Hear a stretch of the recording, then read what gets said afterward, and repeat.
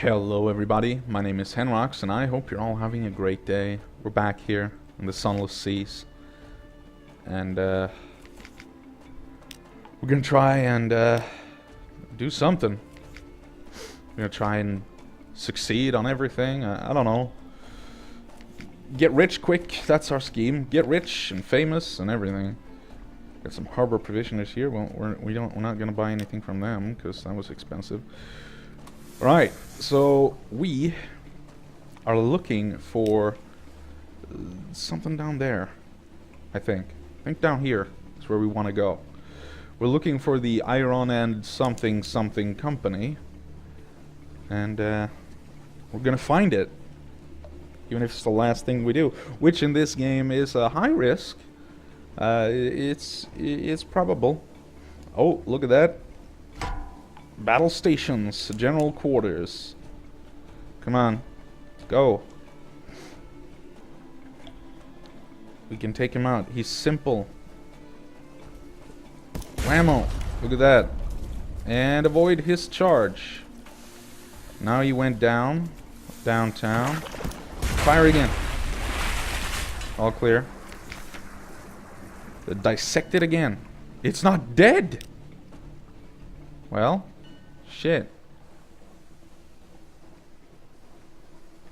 I didn't read. I should have read. I got a little ahead of me. Sorry. A tiny breeze stirs your hair and dies. Alright.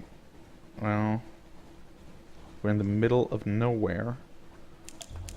And there's that shark again. Shit. Please don't care about me. Okay. Full power to the engines. Lick a monkey crab. Oh shit, a maelstrom! Get out of here. We don't want to get caught in that, I tell you. Okay, we escaped from that guy. Oh, look at this. What's this? That's interesting. We're all clear now.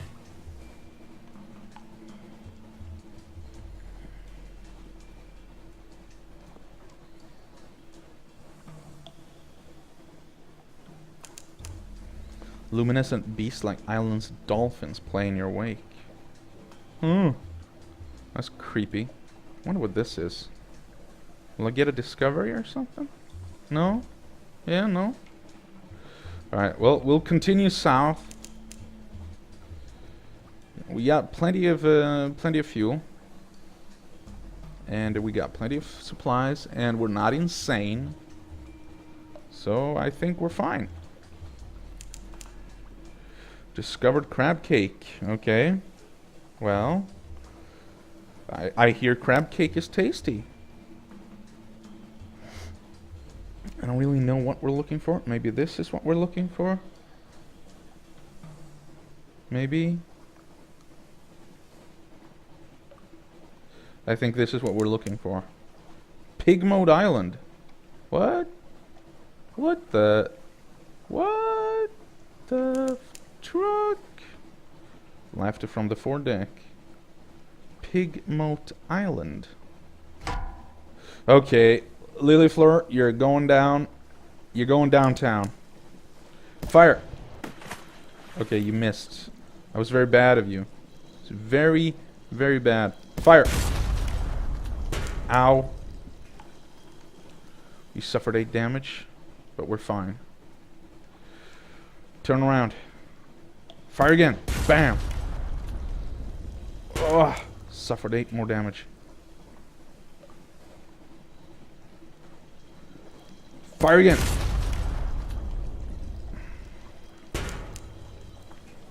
Fire. Fire. Damn it. Fire. Damn it. Okay. So we charge full. Oh yeah. Let it disperse. Watch. The Lilyfleur. Is it a young jellyfish? A lesser subspecies? Do the dreams of jellyfish become real? In any case, now it's a sad slick of goo. dissolving into the sea. Watch the oily rainbow colors fade. We now have a sea story. From above, the Gilliflower's cap does look a little like a woman's face. She dissolves like smeared paint. Okay, Pig Mode Isle. Let's go here then. Taking some damage. We're gonna need to repair that. But Pig Mode Isle. If I remember correctly, this is gonna be awesome. A lonely desert beach. There is no habitation in sight, no market, only an old rotting dock. See what awaits you. War. As you step onto the quay, you hear clamor, shouts, and shooting. You can see off in the distance smoke rising from behind the hill, dots of fire flecking the horizon. Two tiny figures stand a little further down the quay, unmoving, as if waiting your approach. Diary of a Sea Captain, from London to Ireland and what we did there before we arrived. The Tale of Pig Mode Isle, in which a delegation is made. A choice is presented, war is declared, a most singular treasure is sought by all, and a new empire is founded with tooth and claw.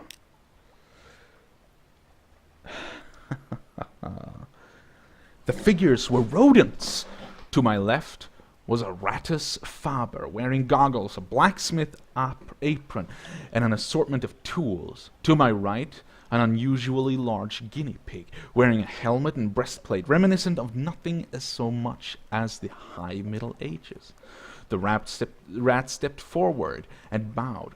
"Welcome, Captain, to Rat Star Island. I am Edgar, second chief engineer of the 3rd Rat Brigade. I invite you to avail yourself of food and fuel at our expense. The only cost to you is a choice." The rat stepped back. At precisely the same moment, with what appeared to be the ease of long habit, the guinea pig scuttled forward and made a declamatory chirp. "Welcome, Captain, to the Isle of Caviar. I am Lady Augusta Devereux, Swinch of the Blackwater Swinches, Seneschal of our King Graysnaw, first of his name. I invite you to avail yourself of food and fuel at our expense. The only cost to you is a choice." The two stood at attention, looking at me expectantly. I spoke to the chief engineer first. His eyes had waved cold glint to them, and he wore his scars like jewels.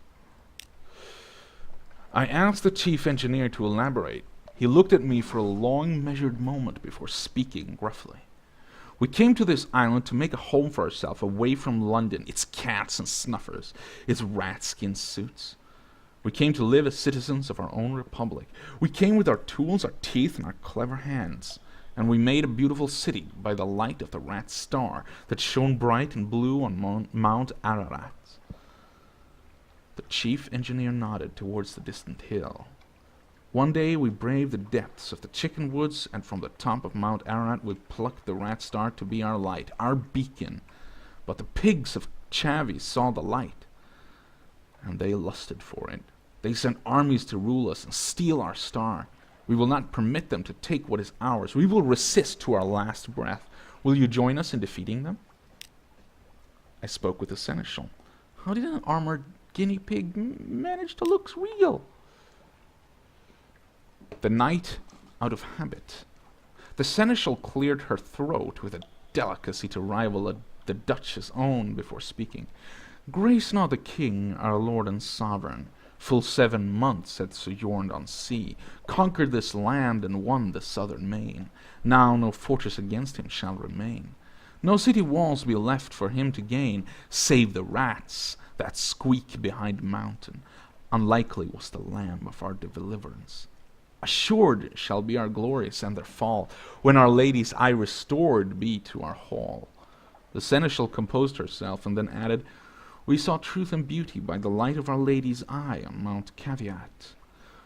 But the rats, with their guns and their chatter and their peasants' politics, stole it from us. We will subjugate them and take it back. They are a rabble, and we will rule them with steel-shod velvets of our paws. Will you join us?" I'm thinking we'll go with the chief engineer, 'cause they seem nicer. I attempted to broker peace. Surely their commonalities were more numerous than the differences. Perhaps they can get along. The chief engineer and the seneschal shared a look, then regarded me with scornful amusement. Yes, smirked the chief engineer, you're obviously much more clever than us. Oh, much, murmured the seneschal. You clearly know us much better than we know ourselves. Apparently idealism would not help here. Alright, let's go with the chief engineer. I extended a finger to the chief engineer, who took it grimly. The seneschal hissed and chattered her teeth in disgust, but kept her distance. You've made the right choice, said the chief engineer. Let me show you around. We gained some memoirs. Rat in the making. The chief engineer led me to the northern side of the island, skirting the chicken woods. We passed through a number of what can only be termed checkpoints as fierce-eyed rats shouldered their derringers and saluted the chief engineer. Soon we came upon a small colony, smaller than some of the infestations I'd encountered in London flats, perhaps only 50 ratus faber altogether, working diligently to fortify their side of the island. The first thing I noticed was a brilliant light beaming out from a stump of chicken wood about 6 feet high. It bathed the whole settlement in clean blue glow and was almost too bright to look at.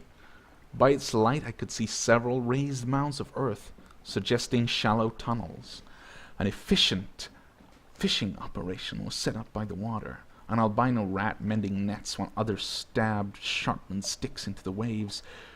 Further inland was a barracks where a sergeant barked drills at small squadron of fighters. My arrival drew attention, and several rats paused in their work to look at me curiously. Welcome to Marina, said the chief engineer, voice warm with pride. It's not much to look at now, but it will be once we've rousted the cavies. Take a stroll around while I summon the war council. All right, let's take a stroll around. The drill sergeant appeared to be seizing me up. Were the few rats around her really all she had to launch an attack? I approached the drill sergeant and went so far as to salute her, which earned me a grunt of satisfaction. The sergeant dismissed her troops and offered me a bit of chicken wood and jerky to gnaw on. There's more of us below ground, but not enough. The cavies are bigger, and there's more of them. We're better with weapons, but haven't got the stuff to make 'em with. Most of us came here stowaways and brought nothing but food, tools, and the fur on our backs. We can fish, and we can nibble the chicken wood, but we can't make guns out of trees. The cavies came with their own steamer and seem to have an endless supply. We raid them sometimes, but there's few of us, and we can never hold on to territory gained for long, but that's no consequence. All we want is to be left in peace to build our republic and the rat star, she added thoughtfully after a moment. Of course, we want that too. Yeah, I bet. I took a closer look at the rat star. An excitable-looking rat was peering at it through smoky goggles, twitching her whiskers and making notes on what appeared to be real paper. Blue as a sapphire, but endlessly more brilliant. It's not a star, of course, not really, but try explaining that to the others. The chief engineer doesn't want me working too hard to convince them.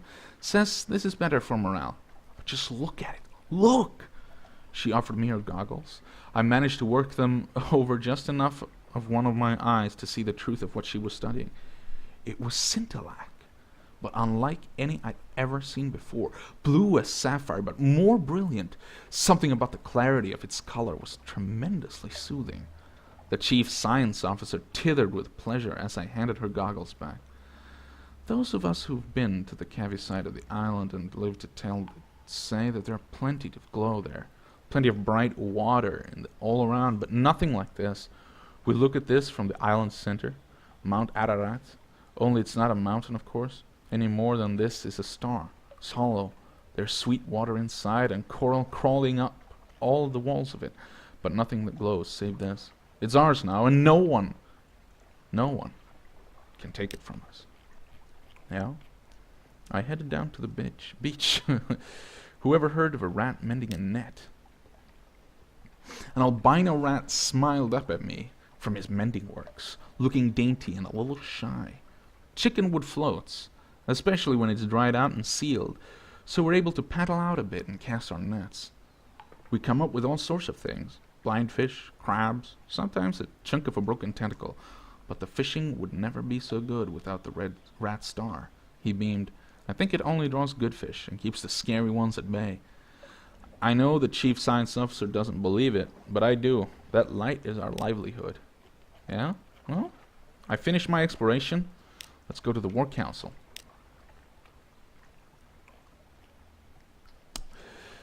The chief engineer emerged from underground with a motley assortment of other rats. He introduced them as weapons experts, strategists, and field commanders. So you're going to help us beat the cavies? He said, hard edge to his voice. But how, exactly? I determined to take the lead. I have a ship. I had cannons. We could steer her to the southern side of the island and have at those uppity animals. A very modest challenge. Gives me a 76% chance of success. Go! Nice. The rats gave me what information they possessed about the Cavi settlements, but still had to improvise a great deal on the spot. A perfect storm of speed, stealth, and strength in arms favored us. Our cannons letting fly a volley of shot onto the beach before the Cavies could scramble onto the ground and ship to man its guns. Screams and squeals filled the air. The enemy fled. A damp hush settled over my crew as the smoke cleared to reveal the torn, bloody bodies of guinea pigs littering the shore. Grim business, but I had honored my commitment to the rats and found a wealth of scintillac ringing the beach to harvest as spoils.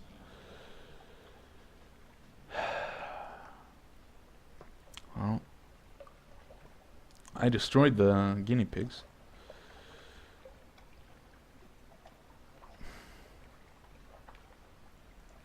And, yeah. Well, I have 3 scintillac. I have 1 bale of parabola linen. I invited one of the Ratus Faber to join us. After all, what's a ship without a few rats? Yeah, that's true. The chief engineer couldn't leave his colony, but he relayed my request to his people. The albino rat I saw mending nets shyly stepped forward. I'm good at fixing things, he said earnestly, but I'd like to see more of the world. I waited for him to gather up some effects and say goodbye to his family before accompanying him abroad. Okay, we need to increase the Pygmot civilization. I interceded on behalf of the Cavies. They were crushed, defeated, and I could see their spirits broken without the light of the rat star to guide them. They needed an advocate.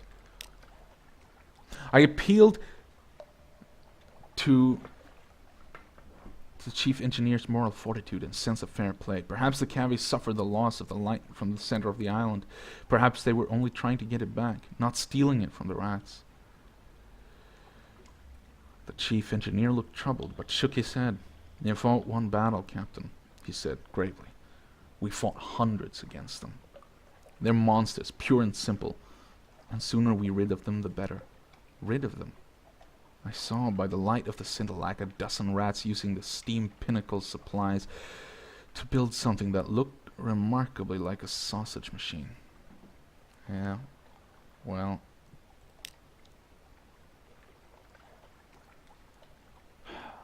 Well, the wide dark sea beckoned. A new nation has been founded. There, you finish your diary entry on the final dregs of the rat's surprisingly good wine. They line up to salute you as you leave the victory banquet, escorting you to your ship through the foundations of their new republic. Alright. Well. We're off.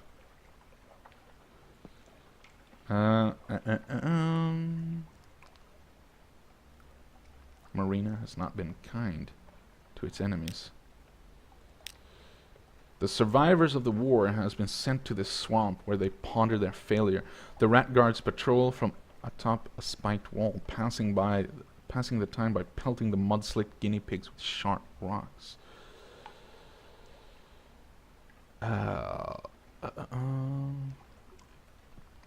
Attempt to broker a union.